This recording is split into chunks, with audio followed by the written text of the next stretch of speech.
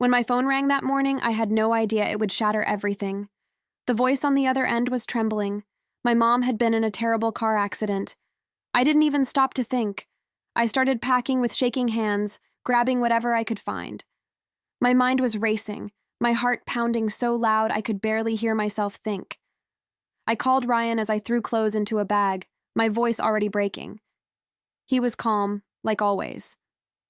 "Don't worry about anything here," he said. "Just focus on your mom." And I believed him.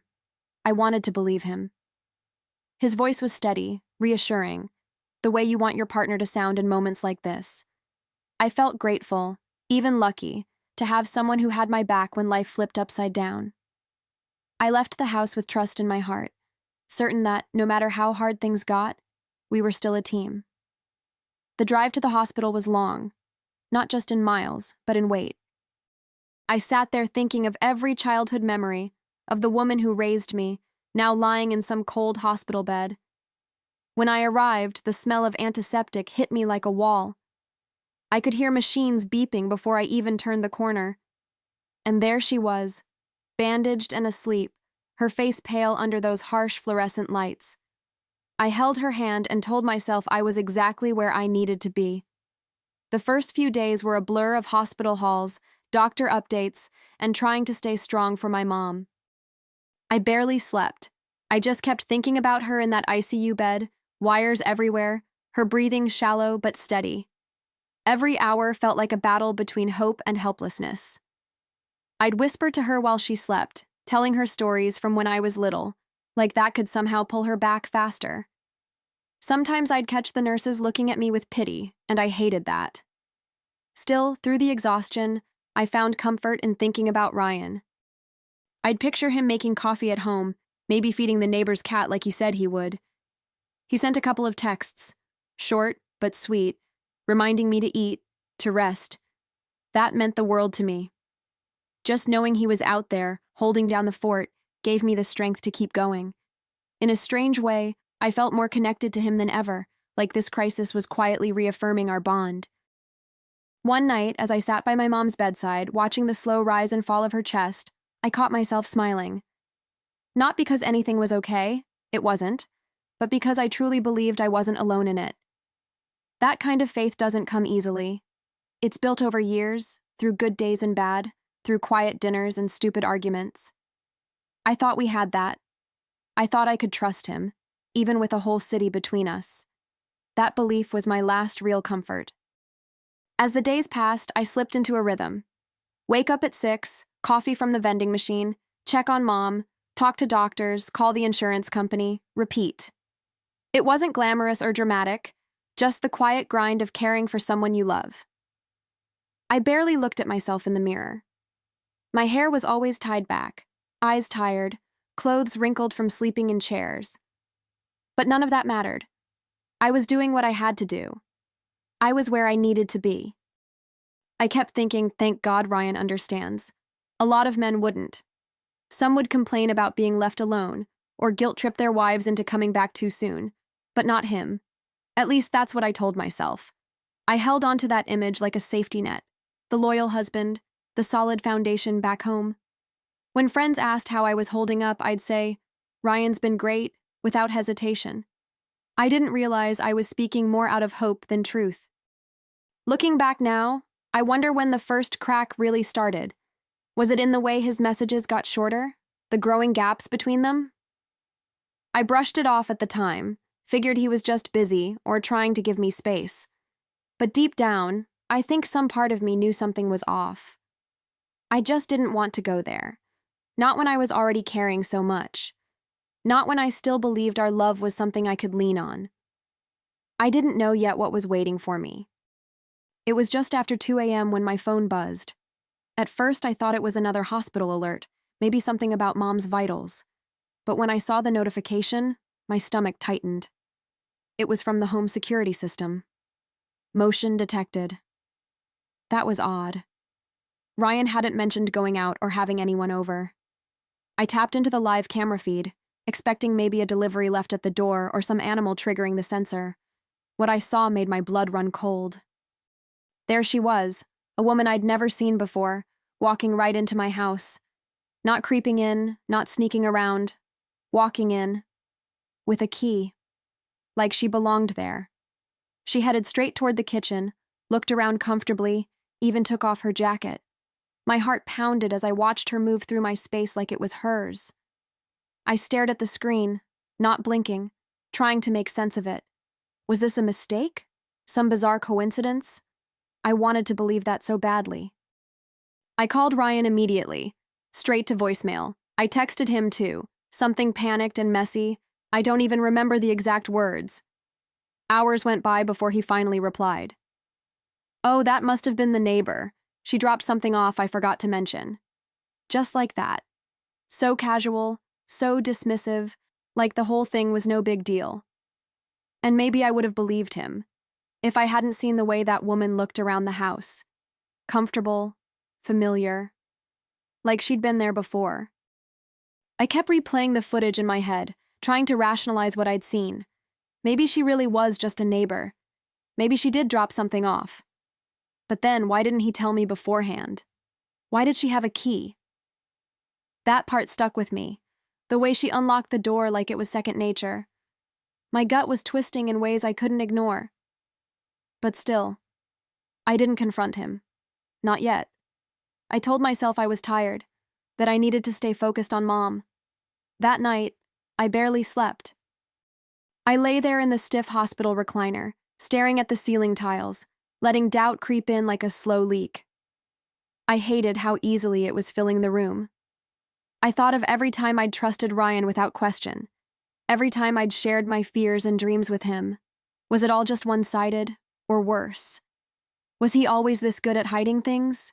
I didn't want to go there, not when I was already holding so much on my shoulders. I told myself I was overreacting. That stress was playing tricks on me. But something inside me had shifted. I started checking the security feed more often, casually at first, just skimming for peace of mind. But the truth was, I was looking for her. Or maybe someone else. I didn't even know what I was hoping to find anymore. Reassurance? Or confirmation of what I was too scared to say out loud? Either way, I was already watching more than I should have been. I didn't mention any of it to my mom. She was already going through so much: pain, surgeries, endless scans. The last thing she needed was to see me unraveling. So I put on my brave face, smiled through hospital visits, brought her her favorite magazines, and pretended like everything back home was fine. But inside, I felt like I was walking on a thin sheet of ice, waiting for it to crack beneath me. Something wasn't right. I just didn't know how deep it went. Every time Ryan texted, I read between the lines. Was he being distant, or was I imagining it? The messages were fewer, the words colder. Hope your mom's okay became keep me posted, became long silences. I tried to brush it off, telling myself it was just stress, for both of us. But deep down, I was starting to feel something unfamiliar in our marriage. Distance I hadn't chosen, silence that didn't feel safe, and a growing fear I wasn't ready to name. Still, I clung to the idea that maybe, just maybe, I was wrong. That I was tired, emotional, reading too much into things. So I didn't press him for answers. I didn't bring up the woman again. I just kept watching, waiting, hoping I wouldn't see anything worse. But that quiet dread had already planted itself deep inside me, and it was only a matter of time before it bloomed into something I couldn't ignore anymore. It happened again. Another buzz from the security app in the middle of the afternoon. My stomach dropped before I even picked up the phone. I opened the live feed, already bracing myself, and there she was, a different woman, not the same one from before. This one was younger, dressed casually, carrying what looked like a weekend bag. She entered with confidence, using a key just like the first, walked straight into my home like she'd done it a dozen times. I didn't move. I just sat there in that stiff hospital chair, watching her settle in. She poured herself a drink, took off her shoes, sat on the couch. My couch. I felt numb, like I'd left my body and was just floating above it all. I didn't cry, I didn't scream, I just stared at the screen, frozen in this surreal nightmare. My hands trembled as I rewound the footage, trying to understand what I was seeing. But deep down, I already knew. That wasn't a mistake. That wasn't a neighbor. That wasn't a one-time thing. This was routine, rehearsed, familiar. And suddenly, the silence from Ryan, the shift in his tone, the strange key in someone else's hand. It all connected like pieces of a puzzle I didn't want to finish. My chest tightened. My world narrowed to a single thought. How many women had he brought into my house while I was here, taking care of the woman who gave me life? I spent the rest of that evening digging through the camera history. I don't know what I was hoping to find. Maybe proof that it wasn't as bad as I thought. But it was worse, much worse. Different women, different days, always between certain hours, always when Ryan was home alone. Some stayed longer than others. One even brought takeout. I watched them laugh, lounge on the sofa, walk around barefoot, each one treating my home like a weekend escape. With every clip I uncovered, something inside me died a little more. The disbelief faded into something colder, sharper. Rage. Not the explosive kind, but the quiet, dangerous kind. The kind that simmers. I thought about how Ryan kissed me goodbye the day I left, how he said, "Take care of your mom," how he looked me in the eyes without even flinching. That wasn't just betrayal, it was performance. And I'd clapped for it. Believed every line of his little act. I wanted to scream, to call him, to demand answers. But I didn't. For the first time in days, I felt completely clear. There was nothing left to ask. I didn't need a confession. I had the truth, frame by frame, timestamp by timestamp. And instead of confronting him, I started saving everything. I created a folder, labeled it calmly, organized the files, because I knew this wasn't just going to be a fight. This was going to be the end. That night, as machines beeped steadily beside my mother's hospital bed, I stared at the ceiling and thought about everything I'd just uncovered. The videos, the women, the lies, it was all circling in my head like vultures. But oddly, I didn't feel broken. I felt awake. More awake than I'd been in years. Somewhere in that pain, something inside me had shifted. This wasn't going to be a meltdown. This was going to be a reckoning. I started thinking like a different version of myself. One I hadn't met before. A version that didn't cry into a pillow or beg for answers. A version that quietly made plans. I didn't know exactly what I would do yet, but I knew I'd never go back to being the woman who packed her suitcase with trust. That woman was gone. And the one replacing her was done waiting. Done wondering. Done pretending everything was fine when it wasn't.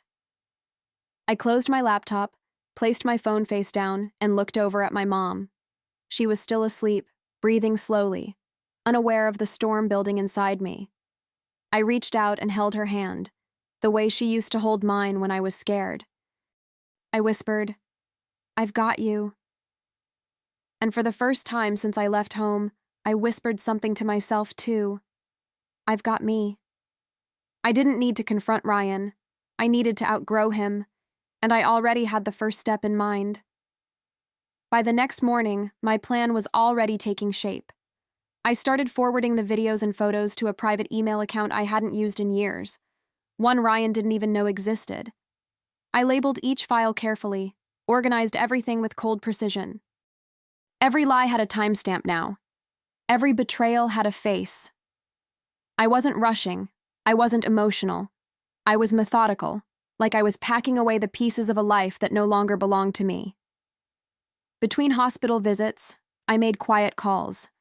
Found a locksmith back in our city, someone discreet and fast. Then I reached out to a tech guy I once hired to fix our Wi-Fi, the kind who doesn't ask too many questions. I explained exactly what I needed. Locks changed, security codes wiped, new passwords for everything, alarm system, cameras, even the damn smart fridge. I didn't want to just shut Ryan out physically. I wanted to erase every digital trace of him from my space. I told them I'd be back a day earlier than planned. I didn't tell Ryan. I didn't tell anyone. It felt strange, making these moves in silence, like I was ghosting my own marriage. But there was something powerful in that quiet. No yelling, no confrontation, just actions. And deep down, I knew that silence would hurt him more than any screaming match ever could. The morning of my return, I left the hospital with a heavy heart and a sharp mind. Mom was stable, resting easier now. I kissed her forehead, told her I'd be back soon, and walked out without showing the storm brewing inside me. The train ride back felt surreal. The countryside blurred past the window, but my thoughts were razor clear. I wasn't going home, not the way I'd left it. I was going back to reclaim something, myself. When I arrived in the city, I went straight to the locksmith. The jingling of the new keys in my hand felt like armor. Next stop was the tech guy, who greeted me with a knowing nod. Within an hour, my entire digital system was reset. New alarm code, new garage remote, new router. I even changed the password on the camera system, the same one that had shown me everything. That house was no longer ours. It was mine now, and I wasn't leaving room for ghosts. I didn't feel nervous. I didn't second-guess any of it. I pulled into our driveway like I was walking onto a battlefield I'd already won. The porch light flicked on, responding to my presence like it always had. But this time, it felt different, like it was greeting the rightful owner. I unlocked the door with the new key, stepped inside, and closed it behind me. No hesitation, no fear. Just the steady breath of someone who had finally taken their power back. The house was still, the kind of quiet that feels sacred. I walked through each room slowly, like I was reacquainting myself with a place that had been held hostage in my absence. The living room still smelled faintly of his cologne, but even that would fade. I opened the windows, let the evening air roll in, and stood there for a moment, just breathing. For the first time in weeks, I felt calm, not numb, not broken. Calm, present. I took my time, wiped down the kitchen counters, lit a candle. I even changed the bed sheets, not because they were dirty, but because I wanted no trace of the past touching me while I slept. Every drawer I organized, every cabinet I cleared out, felt like peeling back a layer of someone else's lie. This wasn't about revenge anymore. It was about restoration. I wasn't cleaning for him. I was cleansing for me. And when everything was in place, keys changed, passwords reset, house reclaimed, I didn't celebrate. I didn't cry. I simply sat down at the kitchen table with a cup of tea, the same way I used to when life felt steady. Only now, it wasn't just steady. It was mine again. And even though Ryan didn't know it yet, the locks weren't the only thing that had changed. The woman inside this house, she wasn't waiting on anyone anymore. He showed up that evening, right on cue, like clockwork. I was in the kitchen when I heard the faint jingle of his keys, followed by the unmistakable sound of confusion. The door didn't open. He tried again, and again. Then came the knocking. Sharp, insistent. I didn't move. I just watched him through the security camera on my phone, standing there with that look. A mixture of disbelief and growing panic. That's when I sent the message. This house no longer belongs to liars and cowards. Don't bother trying again. Short, direct. No room for negotiation. I saw him read it, watched his face tighten, watched his jaw clench like it always did when he didn't get his way. He knocked harder, even called my name, like I might suddenly appear and forgive everything with a hug. But I wasn't that woman anymore. That woman lived here once. She loved him. She trusted him. But she left the day she realized she deserved better. He stood there a few more minutes, trying to keep his cool, probably hoping I'd open the door, cause a scene, give him something to argue with. But all he got was silence. And I know now, silence has a weight. It has power. It speaks louder than any screaming match ever could. He walked away eventually, slower than he arrived, still trying to process what had just happened. But I had nothing left to give him, not even a goodbye. I watched him from the same phone that had exposed everything. The irony wasn't lost on me. Technology had destroyed the illusion, and now it was protecting my peace. I saw him stand at the edge of the driveway, looking back one last time, like maybe the house would change its mind. Like I would. But I didn't flinch. I didn't waver. I just lowered the volume on the feed and placed the phone face down on the table. That chapter was over. I didn't cry. I thought I might, but the tears never came. Instead, I felt this strange lightness, like I'd been holding my breath for months and finally let it go. No more lies to untangle. No more pretending I didn't notice the distance. No more sharing my life with someone who thought loyalty was optional. I made a decision that day, not just to remove him from my home, but to reclaim every part of myself I had sacrificed in the name of us. The next morning, I blocked his number. I called a lawyer. I made a list of everything I needed to change: documents, bank accounts, passwords, even the emergency contact at my doctor's office. It was a long list, but each item felt like progress, like movement, like healing. I wasn't rushing through the pain. I was walking through it, step by step, and leaving behind every piece of a life built on his lies. By the end of that week, the house felt different, lighter, quieter, safer. I started opening windows in the morning again, playing soft music while I cleaned, making coffee just the way I like it, strong, with a splash of vanilla oat milk. There were no more strange scents on the pillows, no more second-guessing his whereabouts. Just peace. Not because he was gone, but because I had finally chosen to stop letting him return.